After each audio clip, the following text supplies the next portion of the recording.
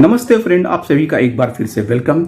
और बात करते हैं कि बैंक्स प्राइवेटाइजेशन के बारे में। जैसा कि वित्त मंत्री ने पहले कहा था कि 2 पब्लिक सेक्टर बैंक का प्राइवेटाइजेशन और एक इंश्योरेंस कंपनी का प्राइवेटाइजेशन उनकी एजेंडा में है, और आईडीबीआई बैंक का भी प्राइवेटाइजेशन होना था, जिसके लिए वो सरकार आगे बढ़ रही है।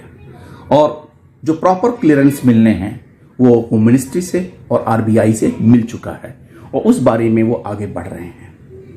लेकिन बात पब्लिक सेक्टर बैंक की, इसके बारे में अभी ये दुविधा चल रही है कि सरकार क्या पीछे हट गई या सरकार के एजेंडा में अभी भी स्टिल प्राइवेटाइजेशन है। बजट 24 के वेट हो रहा था, और यूनियन बजट में गवर्नमेंट ने ऐसा कुछ भी नहीं कहा जिससे ये पता लगे कि डिसइन्वेस्टमेंट पॉलिसी के बारे में बैंकों का प्राइवेटाइजेशन उनकी एजेंडा में है। लेकिन डायपम के सेक्रेटरी श्री तुहिन कांत पांडे का कहना है कि सरकार ने bank privatisation put on hold नहीं किया है, बल्कि अभी इसको रोका है। उनकी एजेंडा में प्रायोरिटी नहीं है, लेकिन इसको होल्ड पे नहीं रखा है। कई बातें कई तरह की, लेकिन हाँ, यह सच है कि यूनियन बजट में वित्त मंत्री ने इस बारे में कोई स्टेटमेंट नहीं दिया। It is significant policy shift. The centre has postponed the privatisation of 2 public sector banks according to sources. This decision comes amidst indication that the government is reassessing its approach to merging public sector bank in the financial year 25. The disinvestment pipeline, as per sources, will be influenced by the prevailing market conditions. Government strategy on disinvestment. Earlier on Wednesday, Finance Secretary T.V. Somnathan stated that the government will avoid pre-announcing its disinvestment plans for financial year 25, ensure the optimal valuation of public companies. The union budget for the second consecutive year omitted any mention of the disinvestment, highlighting the Modi 3.0 government's focus on enhancing the value of central public sector enterprises rather than reducing its equity holding. Finance Minister Nirmala Sitharaman has set a disinvestment target of rupees 50,000 crore for 24-25. However, the interim budget presented in February revised the disinvestment estimate for 23-24 down to rupees 30,000 crore.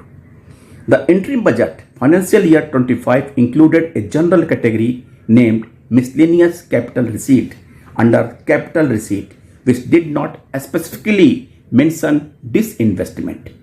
The category comprises receipts from the managing equity investment and the public asset through various mechanisms.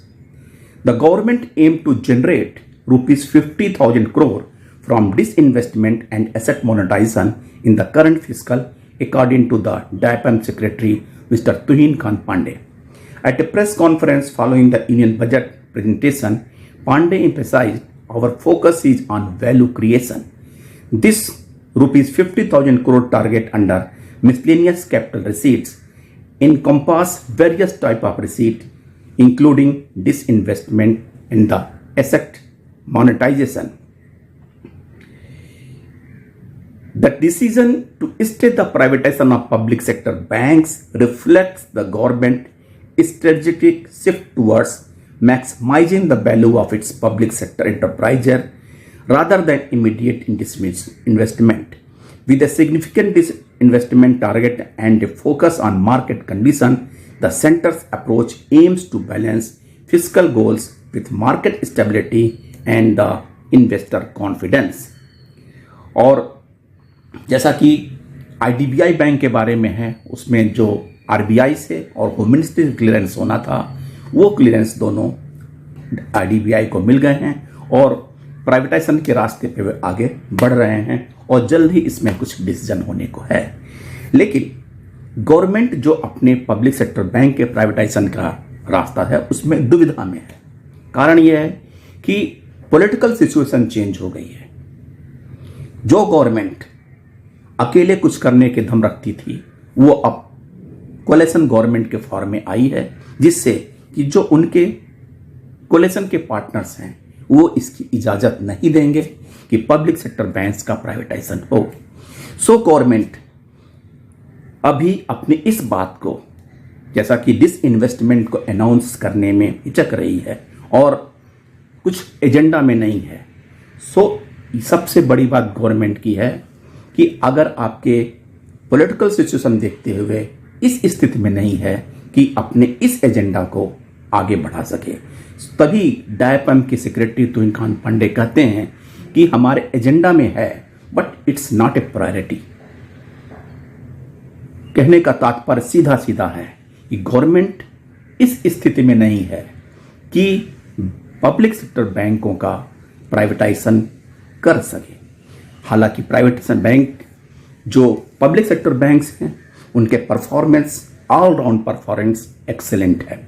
अभी Q1 का जो result जितने बैंकों ने declare किया है वो अच्छे प्रॉफिट में हैं, उनके क्वालिटी एसेट्स हैं, उनके पास डिपॉजिट ग्रोथ हुई है, एडवांसेज में ग्रोथ हुई है। सो कोई कारण नहीं बनता है कि बैंकों का प्राइवेटाइजेशन किया जा सके। हाँ, गवर्नमेंट अब इस स्थिति में भी नहीं है, बैक फुट पे है जो आगे बढ़ के कोई डिसीजन ले सके। केवल IDBI बैंक का प्राइवेटाइजेशन जो एक ऐसे मोड पे आ गया है जहां उसका प्राइवेटाइजेशन होना ही है। सो बाकी बैंक एटिज हैं। सो मेरी राय में गवर्नमेंट इस पॉलिटिकल सिचुएशन की स्थिति में नहीं है कि कोई भी बैंकों का प्राइवेटाइजेशन कर सके और निकट भविष्य में ये होने की कोई संभावना नहीं है। थैंक यू फ्रेंड्स, नमस्ते।